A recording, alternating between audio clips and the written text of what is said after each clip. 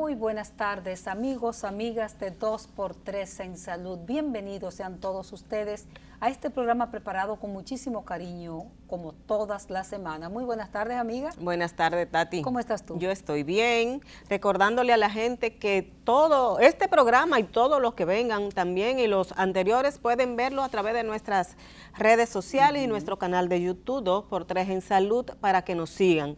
Y viendo, Tati, que ya empezamos esta semana al final de la desescalada, ¿verdad? Ya la última fase de las 3 que había anunciado el presidente de la República, donde ya el toque de queda empieza a las 11 de la noche, de todos los días de la semana, incluyendo los fines de semana, pero que esto no quiere decir que el virus se fue. No, el Colegio Médico ha advertido, no es que el Colegio Médico sea la autoridad que tenga que decirlo, pero como gremio y hasta asesor del Poder Ejecutivo en materia de salud, pues siempre es bueno tomarle la palabra. Ha advertido la posibilidad de una cuarta ola, de un rebrote, porque la gente se está dando un nivel de alocamiento, como decimos los ibaeños, sí, fuerte. Sí. La gente está saliendo a las calles, la gente está olvidando que este es un instrumento importantísimo, la mascarilla.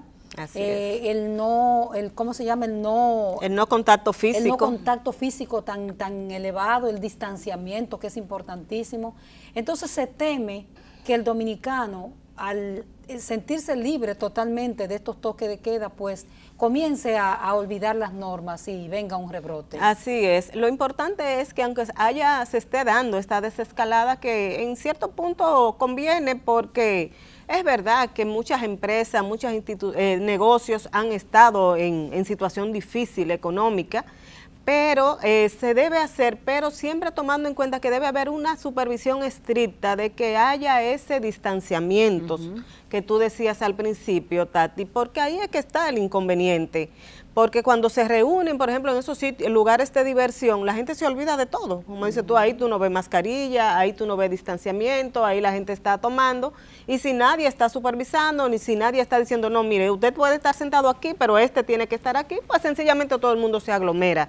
Y ahí es que viene la alta propagación del virus. Y recordarle que hay incidencia en diferentes países, y este no tiene por qué ser la excepción, de diferentes variantes, mucho más peligrosas que la pasada que tuvimos, que el inicio, ¿verdad? La primera cepa de este virus.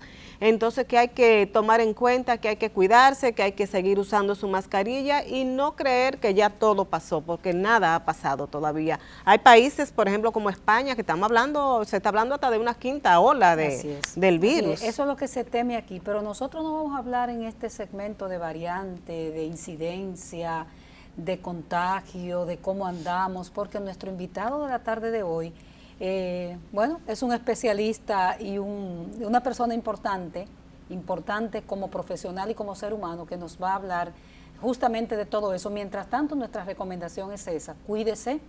La salud tiene un componente importante personal también. Sí. Es decir, el Estado me puede cuidar, tiene las normas, tiene las políticas públicas, pero al final la responsabilidad de cuidarme yo es mía. Entonces, a cuidarse usted usando su mascarilla, el lavado de las manos, que una de las grandes enseñanzas de esta pandemia que nos va a dejar es el lavado de las manos, que la OMS, las sociedades médicas, los médicos, todo el mundo, los médicos eran de los primeros que no se lavaban mucho las manos. Sí, un estudio sí lo revelaba. Esta pandemia nos ha enseñado justamente que hay que lavarse las manos cuantas veces sea posible y usar el gel si es necesario. Antes de irnos a la pausa, Tati, quiero hacer mención de una actividad que hizo esta semana el Servicio Nacional de Salud, llamando la atención sobre la mortalidad materna. Lamentablemente en nuestro país, por más que se ha tratado, no sabemos cuántos años tenemos hablando de la necesidad de bajar esos indicadores, lamentablemente sigue alta. Una parte atribuida a la situación del COVID-19, pero otra parte a las mismas causas de siempre, que son las que han afectado quizá en la atención, esa necesidad de atención, de esa atención personalizada, directa a la paciente, que está provocando que la mujer embarazada o en el proceso de parto o posparto muera por hipertensión, por hemorragias y otras infecciones y otras situaciones que son prevenibles. El director del Servicio Nacional de Salud, el doctor Mario Lama, se lamentaba durante una actividad donde se estaban capacitando a unos médicos en atención obstétrica de que lamentablemente se han hecho muchísimos esfuerzos y la mortalidad, las cifras de mortalidad siguen explotándonos en la cara, decía él. Entonces yo creo que es el momento de que cada personal de salud y la misma madre, la misma mujer embarazada, tomen más conciencia de la necesidad de cuidarse, de ese autocuidado, como dices tú también, Así Tati. es. Pues con ese mensaje sobre el cuidado de nuestras madres, que es tan importante, porque la mortalidad materna son 2 vidas. Es la vida del bebé, que también está en peligro, y la vida de la madre. Nos vamos a unos compromisos comerciales y venimos con nuestro invitado de lujo de esta tarde. Volvemos ahora. 2 por 3 en salud.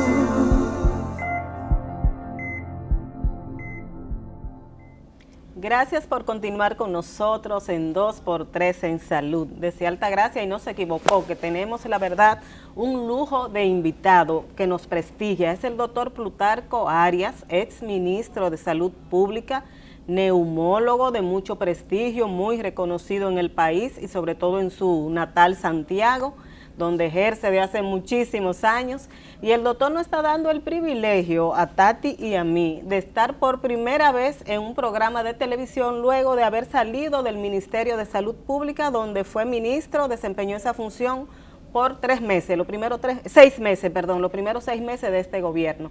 Doctor, un placer tenerlo aquí con nosotros. Cuéntenos de su vida. Gracias. Ahora tú dices 6 meses, yo digo que son 8, porque yo empecé el 7 de julio. Ah, fueron 8 meses. Bueno, sí, porque la transición fue muy difícil, habían 2 y 3 reuniones diarias tratando de manejar el COVID. De verdad que me siento muy honrado de estar con ustedes dos, con Tati, con Doris. 2 personas que conozco hace muchos años, que doy mucho seguimiento. Que no es de ministerio, que lo conocemos, es de antes. De mucho antes. De mucho antes. Y entonces le doy mucho seguimiento y realmente me siento privilegiado de estar con ustedes, honrado.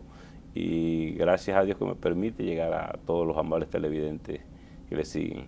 Doctor, vamos a hablar un poquito en términos humanos. ¿Qué está haciendo usted después de haber dejado el ministerio? ¿Qué retomó? Su vida natural, porque no es que el ministerio fuera su vida, el ministerio fue una etapa corta de su vida. ¿A qué está usted dedicado? ¿Y qué enseñanza le dejó? Bueno, 2 cosas. Primero, tengo que decirte que en la parte, ¿a qué me estoy dedicando? Me estoy dedicando definitivamente a mi neumología, a la práctica médica, a la parte de enseñanza dentro de las residencias médicas, la parte de fisiología respiratoria, que básicamente tengo un laboratorio de fisiología de respiratoria y otro de fisiología de sueño. O sea que en eso he estado involucrado básicamente. Todos mis pacientes retornaron con mucho y muy deseosos que yo estuviera con ellos, sobre todo esas personas mayores que me esperaban, con esos ansiedad. 6 meses, ¿dónde iban esos pacientes? Esos doctor? pacientes, bueno, algunos lo ve a mi hija, algunos... Que es neumóloga. Sí, también. es neumóloga y también tiene una especialidad en trastornos del dormir. Los otros, algunos de esos mayorcitos se me fueron en el camino con el COVID. Sí, eso me da mucha pena. Pero por mucha gente querida, algún familiar cercano, amigos, se nos ha ido con el COVID, desgraciadamente, con esta terrible pandemia. Y en la parte, esa es la parte que estoy... Básicamente me paso mi día, por supuesto, haciendo un poquito de ejercicio también, que eso, había perdido todo eso. Y en lo que tengo que ver con la parte ya, trabajo hasta alrededor de las 5 de la tarde, veo mi consulta limitada con 30 pacientes en el día y básicamente eso es parte de mi quehacer diario. La verdad que se le ve más relajado el rostro, menos tensión. Por supuesto, porque las cosas llegan, Dios tiene el tiempo perfecto para uno, yo estoy convencido de eso. Yo fui un agraciado del momento, trabajé bastante años, sí, de verdad, para que el presidente Abinader ejerciera como lo está haciendo, con mucha calidad, con mucha eficiencia, con mucha honestidad, una persona que yo admiro y quiero muchísimo y le tengo mucho afecto. Y realmente después de eso, quizás me preparé para ser ministro en ese momento, pero al fin y al cabo hay muchas tareas pendientes como ser humano que tenemos que cumplir, y no todo es para siempre, entonces hay que verlo así. El tiempo de Dios es perfecto, y por eso yo decía en mi comunicación última, cuando salí, conoceréis la verdad y la verdad os hará libre. Así es. Y, ¿Cuál fue y su por gran tus hechos te enseñanza? conoceréis. Doctor, ¿cuál fue su gran enseñanza, su gran aprendizaje de un puesto público? Porque que usted ha estado en el Estado, pero no en posición, la más alta posición de... Sí, definitivamente que yo le decía al presidente Abinader en un momento que muchas gracias por haberme permitido ser ministro de su gobierno. Y entonces él me decía, bueno, pero ahí está la comunicación, los hechos están ahí, los números están ahí, y ese día recuerdo que la OMS, la Organización Mundial de la Salud, mandó una comunicación muy bonita, después recibí una de la USAID, o sea que comunicaciones muy bonitas, muy interesantes. Reconociendo la labor. Y la gente me ha dado un reconocimiento total todavía hasta el momento. Bueno, vimos que lo esperaron con muchos aplausos bueno, allá en Santiago. Todavía es diario, todavía la gente me siento muy satisfecho de esa parte. Muy tranquilo en ese sentido porque hice lo que debía hacer. Me fui con la sonrisa, satisfecho el deber cumplido por ese lado. Y por el otro lado realmente son posiciones con muchos intereses, con muchas situaciones de gente que quiere dominar el ministerio desde afuera, desde dentro. O sea, son situaciones, un grupo de dentro, otro desde fuera, los que estaban dentro, que no se quieren. Es un problema realmente de mucha envergadura. Cualquiera que lo ejerza necesita que se realmente mucha sapiencia. Y cabeza fría. Cabeza fría. Y encima de eso tú tienes un problema que es mayor, que eso sí yo creo que lo cumplía en la cabalidad, que es la parte de los compañeros del partido, que también hay que cumplirle, y entonces eso también exige en su parte, los senadores, los diputados. Entonces todo ese grupo hay que irle cumpliendo, y si no tú quedas mal. Entonces yo sí en eso fui también muy cauto, traté de cumplir a cabalidad con todos ellos. Creo que todo el mundo en esa parte se fue tranquilo y contento, pero independientemente en pocos meses para lo que había que hacer hice lo que era necesario. Pero doctor, que debe ser muy duro, usted en medio de una pandemia, Doris, usted en medio de una pandemia, de una emergencia sanitaria, teniendo que trabajar con la pandemia y también teniendo que bregar con ese día a día administrativo, teniendo que nombrar gente. Es un poco difícil, de verdad. Y yo la había en el primer segmento a ustedes conversando sobre el asunto de la aglomeración y el aglomeramiento de personas. Y anoche yo estuve en el aeropuerto de Santiago realmente, y llegaron 4 vuelos junto a aquellos. Yo recuerdo que nosotros habíamos trazado una separación en todos los aeropuertos para que la gente ni se desmontara a buscar a quien iban a buscarlos. Pero lo que yo vi anoche fue tremendo. O sea, la gente se olvidó. Usted hablaba de eso ahorita. Por eso le dije, ustedes se han dicho cosas importantes hoy. Y eso hay que tomarlo muy en cuenta. Y este es un gran momento para incluso un grupo de trabajo que yo creé dentro del ministerio, que son los inspectores de salud. Este es el momento de que ellos actúen en este tipo de circunstancias. Yo pienso que llegó el momento, como ustedes lo decían, yo estaba pensando en eso, porque llegó el momento de que la gente hay que por lo menos mantenerla separada. Y hemos aprendido, es verdad, hemos aprendido con el lavado de las manos, hemos aprendido una cosa muy importante que yo creo que hay que valorar, el uso de la mascarilla de los mismos médicos, neumólogos, otorrinos y todo, los médicos en general.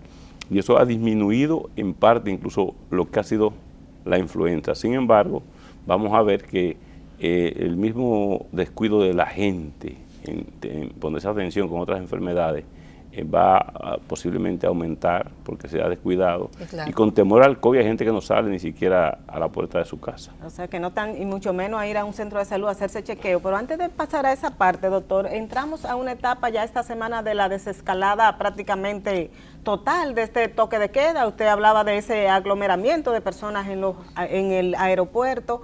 En este momento, doctor, donde la incidencia del COVID está baja, es verdad, está más baja de cuando esos primeros meses que usted estuvo al frente del ministerio, ¿qué se recomienda en este momento? Usted hablaba de esos inspectores, o sea, ¿qué papel es lo que se debe jugar para evitar que volvamos a tener otra ola de COVID? Yo creo que ustedes lo dijeron bien claro, la no aglomeración de la gente, los abrazos, vamos todavía a mantener la distancia, vamos a mantenernos lavándonos las manos, vamos a mantener las mascarillas, y vamos a tratar de que la aglomeración de más de 20 personas en un lugar no sea posible, y que si lo hay, que sea a distancia, la separación en distancia en los restaurantes. Yo pienso que tenemos que, y sobre todo una buena ventilación al aire libre, mucho mejor todavía. Exacto, todavía esos lugares cerrados, como evitarlo, los ¿verdad? lugares cerrados hay que evitarlo, porque la transmisión de ese tipo de problemas.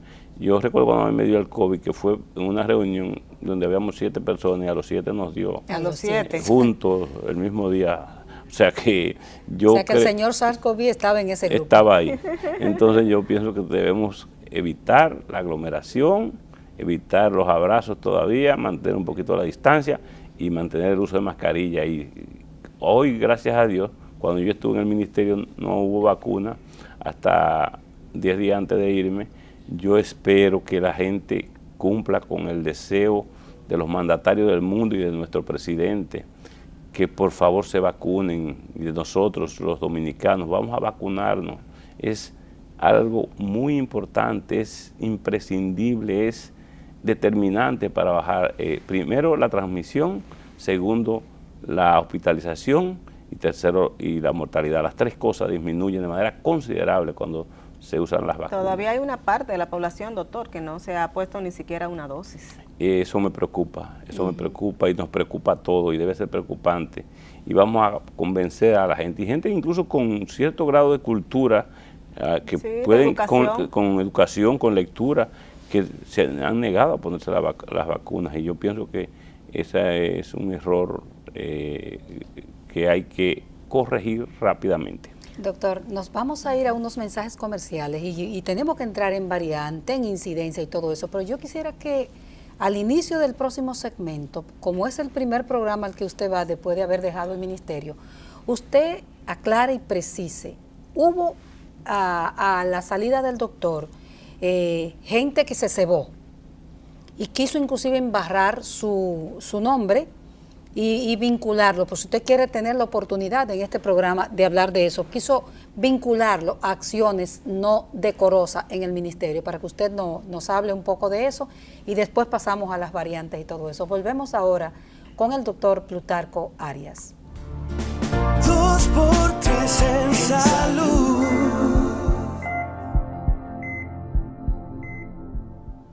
Seguimos conversando con el exministro de Salud Pública, doctor Plutarco Arias, neumólogo. Doctor, antes de la pausa, Altagracia le hacía una pregunta que queríamos que usted, si quiere aclarar el asunto, porque siempre es bueno dejar todo bien clarito, y como usted después que salió del ministerio no ha vuelto a participar en actividades públicas, en programas de televisión, y es lo que se comentaba al principio, y salió usted en medio de una situación donde se hablaba de una licitación con jeringuillas que estaban sobrevaluadas.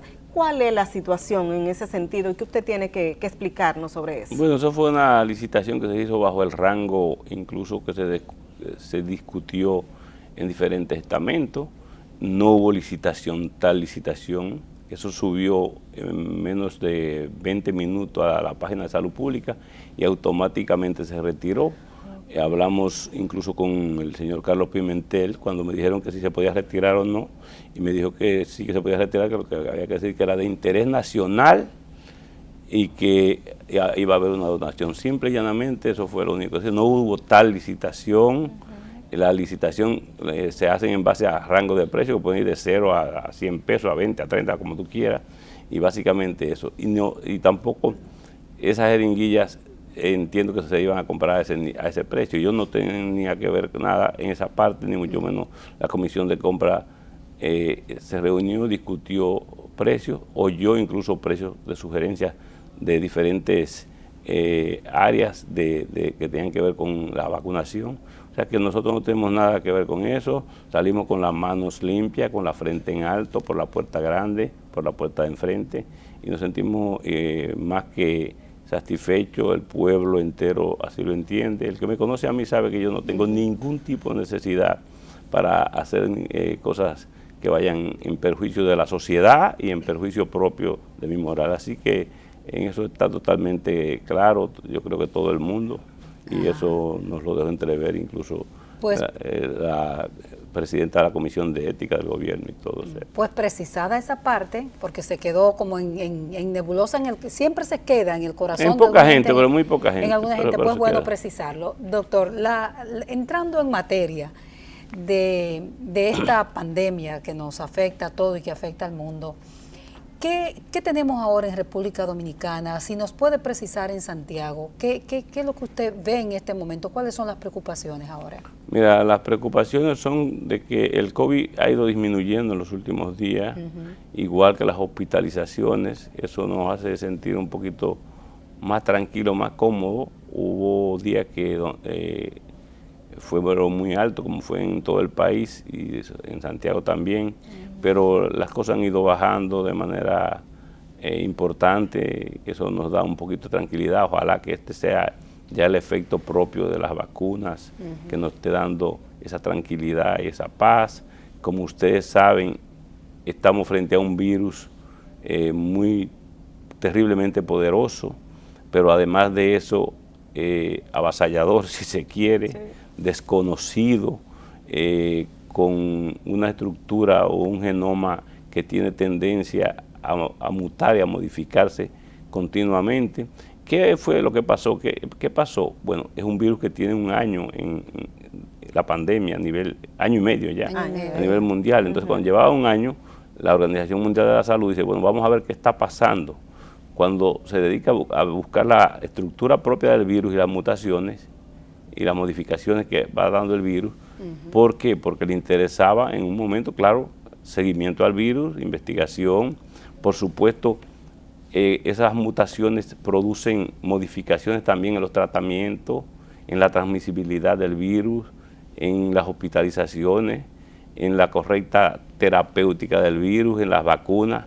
Entonces, en ese mismo momento, en el 2020, se dedican a investigar y a darle seguimiento y un mayor número de científicos tras seguimiento al virus y logran por fin ir descubriendo. Esa primera variante, que fue la variante alfa, que fue la variante inglesa. Ustedes recordarán que algunos pasajeros llegaron de Reino Unido y nosotros lo aislamos en cuarentena, le hicimos PCR a todos los primeros 7 que llegaron, si ustedes recuerdan, yo sé que ustedes lo recuerdan muy bien, eso fue en enero. Esa variante alfa, que tiene un 29% mayor de transmisibilidad, con un 40-64% de posibilidad de internamiento y con un 30-70% de posibilidad de mortalidad, pero tiene una condición buena, que es bueno que la sepamos todos los dominicanos, que tiene muy buena respuesta a las vacunas. O sea, esa no tiene esa adversidad contra la vacuna. La adversidad contra la vacuna se da por la propia síntesis de proteína que tienen algunos de las estructuras del virus alrededor en la superficie de la proteína, y entonces hay una tendencia a lo que se llama escape inmunológico, y el virus se le escapa a la vacuna, a las proteínas que se inyectan en las vacunas de ARNA, mensajero, etcétera. Pero entonces, después viene la otra cepa, la cepa beta, esa es la cepa de Sudáfrica. Ustedes recordarán que hubo un tipo de vacuna que se dijo que no funcionaba con esa cepa de Sudáfrica. Esa tiene un 25% de transmisibilidad y un 20% de mortalidad, y tiene el escape inmunológico, y por eso tiene tendencia a no responder a un tipo de vacuna. La otra variante es la variante, la gamma, que es ya la de Brasil. Se recordarán que en Brasil ha habido muchos muertos, hay escape inmunológico también en esa, porque no hay una respuesta totalmente excelente a las vacunas en esa variante, y esa variante es importante porque tiene alrededor de un 38% de transmisibilidad. Pero vámonos a la última.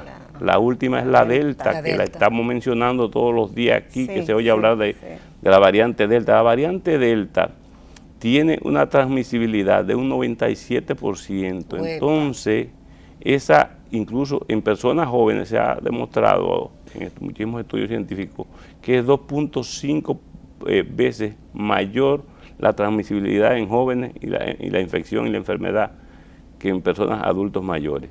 pero esa variante tiene una particularidad, tiene 13 mutaciones ya, y las 13 mutaciones, hay 4 mutaciones, 13 mutaciones que tienen que ver mucho con la parte de la proteína, entonces esas mutaciones, hay 4 de ellas, o sea que se asocian, por ejemplo, a nivel de proteína y de las espigas del virus, que esas 4 mutaciones de por sí, se ha llegado a la conclusión de que han llegado a esa transmisibilidad de un 97%, como le dije, que es demasiado alta. Y la mortalidad en esa variante es doble. Entonces, por esa razón hay que tener cuidado con ella. Esas son las 4 variantes de importancia capital para la Organización Mundial de la Salud que se maneja un concepto de preocupación, se llaman variantes de preocupación, y las otras variantes son las variantes de interés.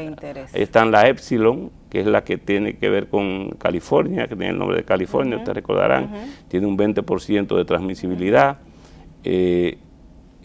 Aparte de eso hay la IOTA, que es la que tiene que ver, se habló en un momento de IOTA o la variante de New York, de Nueva York, sí, que también esa ha tenido 2 mutaciones. Aquí hay incluso grupos que le han dado seguimiento a la IOTA, grupos de científicos como lo del Laboratorio de Medicina Tropical de UNIBE, que dirige el doctor Robert Paulino, y le ha dado mucho seguimiento a esa parte. Tremendo investigador. Un gran investigador, y ese grupo junto con le ha dado seguimiento de cerca, sobre todo, y además de eso, ellos descubrieron en su momento aquí, tanto la alfa como la gamma. Exactamente, la presencia de la circulación de los 2 virus, así que, que han hecho un gran trabajo y están trabajando, tienen una asociación con la Universidad de Yale, y con el Instituto de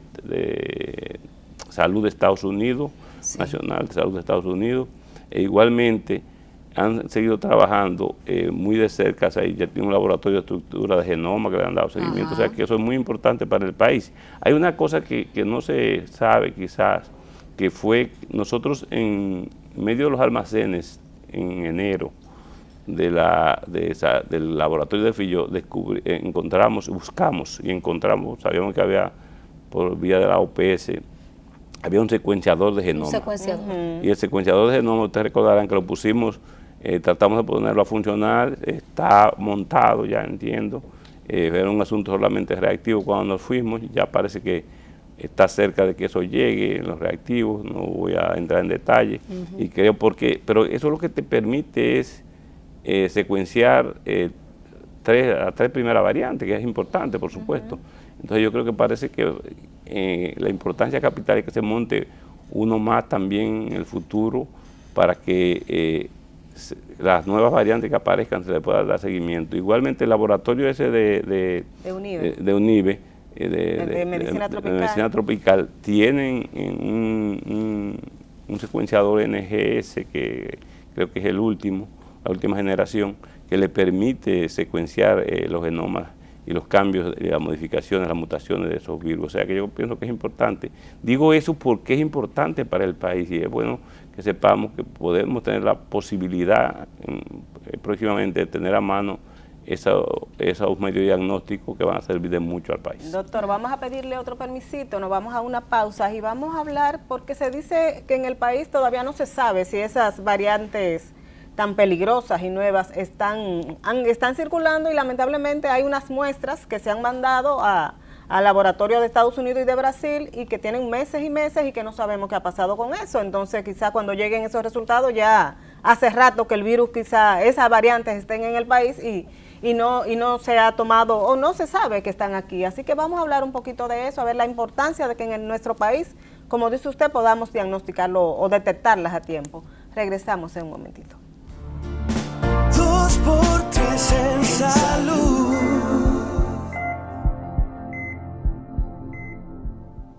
Continuamos esta conversación con el doctor Plutarco Arias, ex ministro de Salud y neumólogo de prestigio de Santiago de los Caballeros, la ciudad corazón. Doctor, dejaba a Doris la pregunta para este segmento sobre el tema de la variante Delta. la posibilidad de que esté en el país. Los estudios no nos dicen nada. Tenemos la posibilidad inclusive de que esté, pero no lo sabemos. ¿Qué es lo que pasa? ¿Por qué nosotros no hemos logrado aún en el Laboratorio Nacional tener la identidad de esa variante, saber si está en el país o no? Yo pienso que el Laboratorio Nacional está trabajando para que pronto podamos tener eso, y eso es importante y hay que valorarlo. Es un buen gesto por parte del laboratorio y por parte del gobierno dominicano y del presidente Abinader, que ha dado muestra fehaciente de que quiere que las cosas caminen bien y que estemos libres del virus. Eso es muy importante, y reconocerlo públicamente, eso es importante. Llámese quien se llame, que debe reconocerlo y esté del lado que esté. Los hechos son los hechos. Los hechos son los hechos, así mismo. Entonces, ciertamente lo que pasa con la tardanza de la respuesta es que a estos laboratorios internacionales llegan virus de diferentes partes del mundo, de todos los países. No todos los países tienen secuenciadores de genoma. Por ejemplo, en América Latina, cuando nosotros tratábamos de instalar el nuestro, recuerdo, se hablaba de que habían 3, creo que Brasil era 1. Ahora, incluso de las nuevas generaciones, creo que se ha hablado que en Cuba y en Puerto Rico, o sea que no son tantos los países que tienen, incluso en Latinoamérica, y tienen que mandarlo a Estados Unidos la mayoría. Entonces, eso, y sobre todo, por ejemplo, Brasil, con la población solamente que tiene, que tuvo una cepa gamma en su momento y que fue llamativa para el mundo, pues ya automáticamente con ellos solos y con la población que tienen se llenan. Entonces, eso es parte, igual que Estados Unidos. Entonces, para secuenciar los secuenciadores de genoma, que no son tantos los equipos que hay en el mundo, igual que el personal, que hay que entrenarlo también, es un personal especial entrenado para eso. O sea que eso hace que se tome más tiempo, y eso es parte del problema. Pero ojalá, yo sé que no tarde, y nosotros vamos a ser de los primeros países quizás que lleguemos a tener a mano un diagnóstico rápido por las cosas como van, y así mismo ha ido con la vacunación. Estamos entre los primeros en el mundo, o sea que yo pienso que lo que va a pasar con la parte diagnóstica va a ser igual. Doctor, usted como neumólogo, sé que desde el principio ha estado tratando pacientes con COVID, desde mucho antes de ser ministro de Salud Pública. ¿Qué diferencia ve usted en la sintomatología que da el COVID, en el virus, al inicio, con lo que está pasando ahora, que ya estamos hablando de variantes, que no es el mismo virus, la misma cepa que inició al principio? ¿Qué diferencia ve usted en los síntomas y en el comportamiento en el cuerpo humano? De verdad que este ha sido un virus que llegó de sorpresa, sin nadie invitarlo, y muy desconocido. Desconocido. Y realmente... Muy intruso. Sí, muy intruso, y ustedes podrán ver que de una u otra forma nos vamos a encontrar con que son diferentes los síntomas de uno con el otro. En uno había mucha anosmia, geusia, o sea, falta de gusto, falta de olfato, cefalea. En otros diarreas, incluso en principio. Fiebre. Ahora a mucha gente le aparece la fiebre ahora están apareciendo con fiebre al tercer o cuarto día. O sea, los cambios son totalmente... ¿Cómo está empezando ahora? ¿Cuáles son esos signos?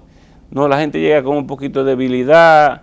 Yo recuerdo que en la primera, el ancestro del COVID-19 daba mucho dolor de espalda, básicamente, y daba la geusia y la anosmia. Ahora no, ahora te llegan de diferentes formas, o sea, muchos vértigos, debilidad general, o sea, mareos en términos...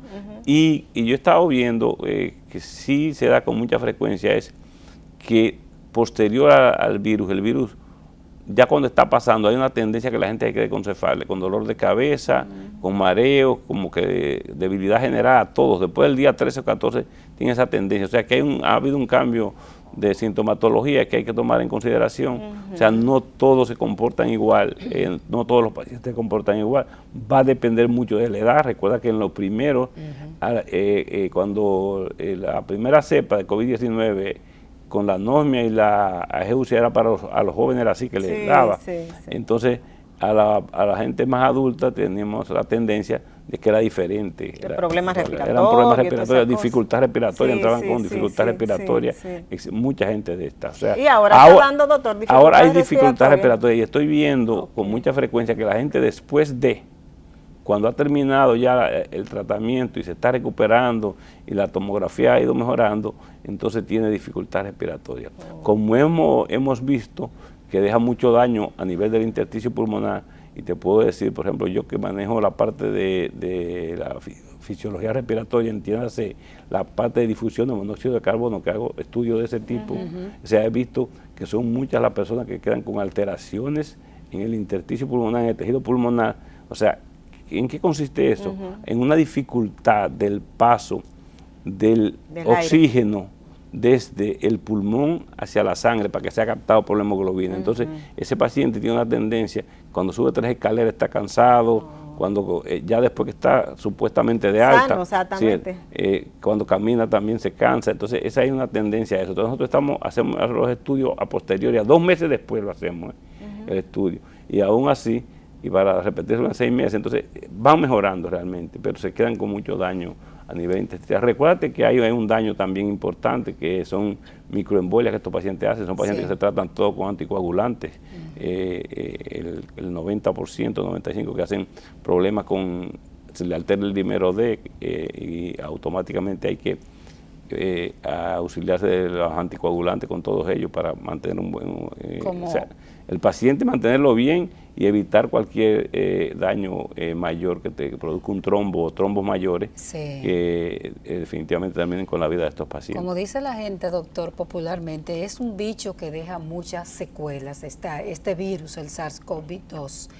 De entre las secuelas, que sé que no es su área, pero en sentido general, no solamente desde el punto de vista respiratorio, de la vía respiratoria, de nuestro sistema pulmonar, también los cardiólogos hablan de graves secuelas cardiovasculares, es decir, que las secuelas y cerebrovasculares, nos decía el doctor Silvier, que estuvo por aquí hace poco.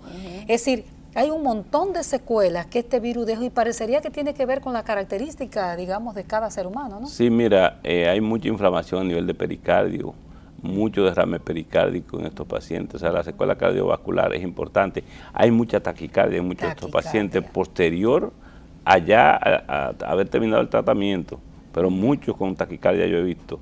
Y a nivel cerebrovascular también el daño es importante. Yo incluso, para mí, que la mayoría de pacientes que cuando mueren, han muerto, muchos de los que han estado en ventilación, etcétera, cuando tú crees que ya se ha limpiado el pulmón, te hacen daños a nivel cerebrovascular. Eso lo vi con un hermano mío. Su hermano, lo pensé en día pasado cuando Willy Rodríguez en paz descanse, también estuvo en intensivo y después murió. O sea, como que los daños cerebrovasculares son muchos también. O sea que, y al final terminan mucho con la vida de los pacientes. Doctor, los neumólogos han jugado un papel estelar y lo siguen jugando con esta situación del virus. Sabemos que el número de pacientes que acude con ustedes es altísimo. ¿Cómo ha cambiado la vida del neumólogo? ¿Cómo le ha afectado? ¿Cuántas horas? Usted ha limitado un poco su consulta, dice usted hasta las 5 de la tarde, pero tiempos atrás, ¿cuántas horas dedicaba usted a pacientes con COVID? Yo te puedo decir que hay neumólogos que están con un equipo team de trabajo completo en los centros COVID y tienen 20, 30 pacientes internos, o sea, ingresados, y realmente se saturan, se cansan. Yo te lo digo por mi hija. Yo incluso, yo lo que he hecho es que yo no ingreso pacientes, sino, o sea, no lo ingreso yo, lo ingresa o mi hija, o lo ingresa a otro neumólogo, lo paso a otro neumólogo. ¿Usted da consulta? ¿Atiende consulta? Pero atiendo toda la consulta de COVID. La consulta de COVID. Si el paciente se agravó, que gracias a Dios no he tenido ese número tan alto de pacientes que me han agravado, lo he tratado y realmente he conseguido muy buenos resultados. Entonces, en Unión Médica, sí. Entonces, realmente, esos pacientes me han evolucionado muy bien, la mayoría de mis pacientes. Y son muchos, yo veo muchos pacientes con COVID diagnosticados diario, pero la respuesta ha sido excelente hasta el momento. Pero los que no me mejoran pasan a ingreso. Normalmente, cuando tuve que a los 5 días, a los 3 días no han mejorado, y realmente la mortalidad en ese sentido ha sido muy baja. Pero el neumólogo está cansado, exhausto, imagino exhausto de ver lo mismo, porque hay un problema. Tú vas a ver 30 pacientes y hay 10 que vienen a citas recurrentes por segunda vez, más los 8 o 10 nuevos que te llegaron con sintomatología de COVID y que hay que diagnosticarlo ese mismo día, rápido. Entonces es un problema bastante, que lo que se ha reducido, antes era todo lo contrario, antes era asma y en bronquitis crónica, enfisema, neumonía. Yo digo ahora que el asma y el grupo de enfermedad pulmonar obstructiva crónica han disminuido, parece porque la gente está menos en contacto con el medio ambiente contaminado por la mascarilla, sí, claro, ha ayudado un poquito, aparte de que la gente se ha descuidado y ha dejado de ir al médico. Vamos a tocar ese tema muy preocupante, doctor, que ha estado pasando con nuestra población, pero usted no va a responder eso después de esta pausa. Regresamos. 2x3 en salud.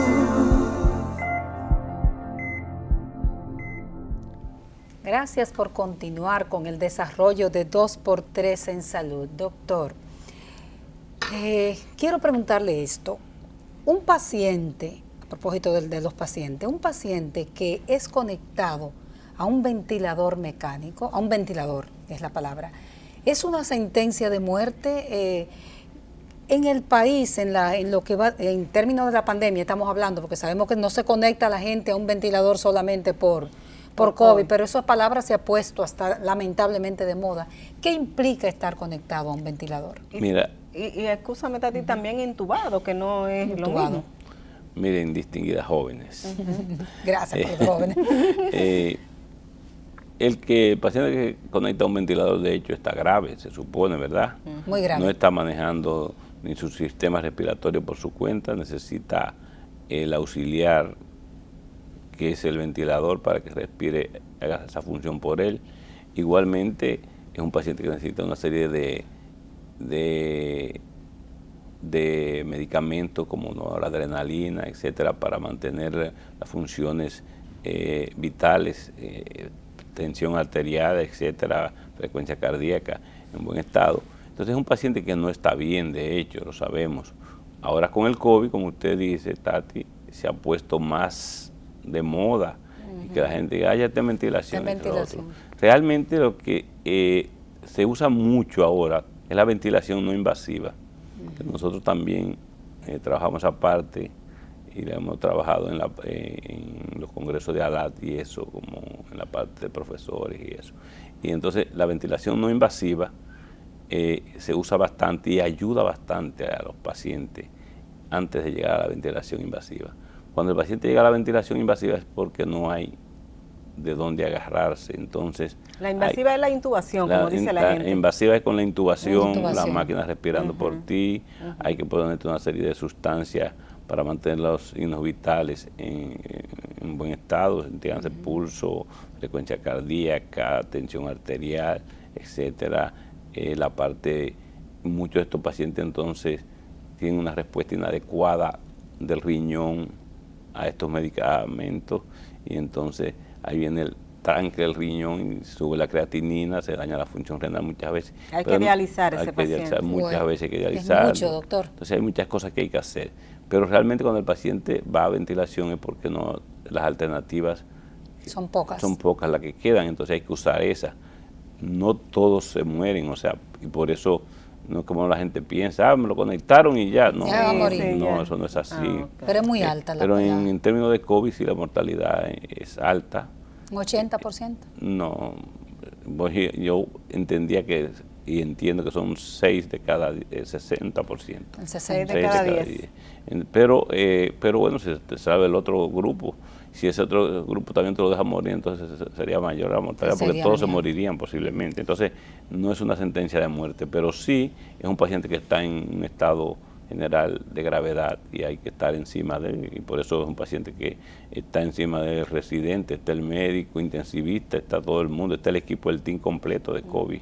Doctor, ¿en qué momento ese equipo completo de COVID dice, bueno, ya este paciente no me está respondiendo a la ventilación no invasiva, vamos a intubar, ya hay que llevarla a la invasiva? ¿En qué momento el médico toma esa decisión? Bueno, ese es un paciente que su frecuencia respiratoria ha aumentado de manera considerable, quizás más de 30, la frecuencia cardíaca también anda mal, es un paciente que va perdiendo la conciencia, o sea, ya es un paciente que entonces tú dices que la invasión del tejido pulmonar es completa, quizás muchas veces tú dices, bueno, este paciente tiene un infiltrado intersticial bilateral de un 90%, no tengo alternativa, la única alternativa que tengo es darle soporte ventilatorio para darle tiempo a una respuesta tanto del virus. Muchas veces estos pacientes se han infectado ya con bacterias también, entonces hay que también darle tiempo a que la bacteria responda al tratamiento, a veces 3, 4, 5, 6, 7 días. Y la experiencia que tiene en ese sentido llama la atención. Yo he visto gente que se han ido limpiando el problema respiratorio, porque estoy viendo el fallo cerebrovascular o el fallo renal, etcétera. Le pasó a mi hermano. ¿Y en qué momento, perdóname, Dori, en qué momento se produce la muerte? Y la pregunta la hago porque a raíz de la deplorable, lamentable muerte de don Willy Rodríguez, bueno, se desata el morbo también en muchos medios de comunicación. Y algunos decían, no, es que ya tiene muerte cerebral, lo están desconectando. Recuerdo al doctor, su compañero Jorge Marte, que me dijo en una ocasión, no, es que para nosotros, mientras hay un hálito de vida, hay vida.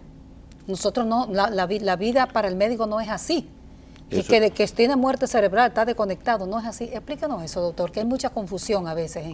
Eso es así, y te lo dijo un gran profesional, un hombre como Jorge Marte, con mucha calidad, muy preparado, un gran profesor, maestro de la medicina, un hombre con muchos valores y gran amigo mío, a quien admiro muchísimo.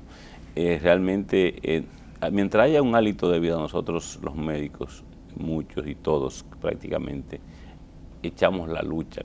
La batalla. Esa batalla entre la vida y la muerte la seguimos. Y eso que él te dijo es la realidad.